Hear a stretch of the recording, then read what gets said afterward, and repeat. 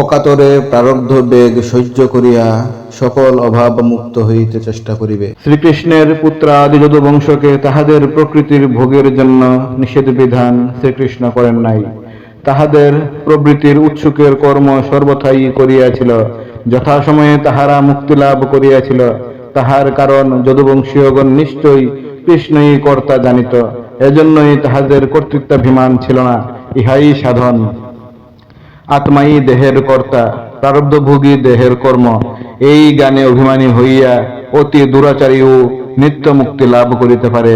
কর্তৃত্বাভাবে অহংবুদ্ধি দ্বারা নিজ ক্ষমতাচারণ দ্বারা যে সমস্ত সৎ অসৎ কর্ম সমাধা করে, তাহার দ্বারা কর্তৃত্বাভিমানী হইয়া কর্মপাশে বন্দী হয়, কর্মমুক্ত হয় না। অতএব এটি করিব না করিয়া যে সকল কর্মে নিযুক্ত হইবে, তাহা সফল হয় না।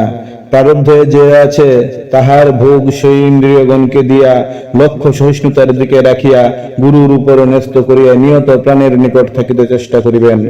যখন যে ভোগের বেগ সহ্য না হয়, তাহা করিলেও দোষ থাকে না। বিবাহ করিলে সংসার বন্ধন হয় না, আসক্তি বন্ধন করে। ভাগ্যং ফলতি সর্বত্রং, এই শ্রুতিবাক্য।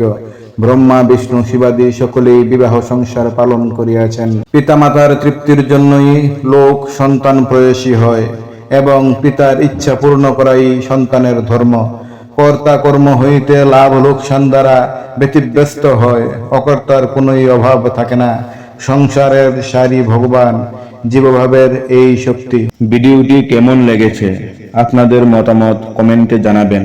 যদি এই ভিডিও থেকে আপনারা কিছু নতুন জানতে ও শিখতে পেয়ে থাকেন অথবা ভিডিওটি ভালো লেগে থাকে, তাহলে প্লিজ ভিডিওটি একটি লাইক করে নিজের ফ্রেন্ড ও ফ্যামিলিতে শেয়ার করেন।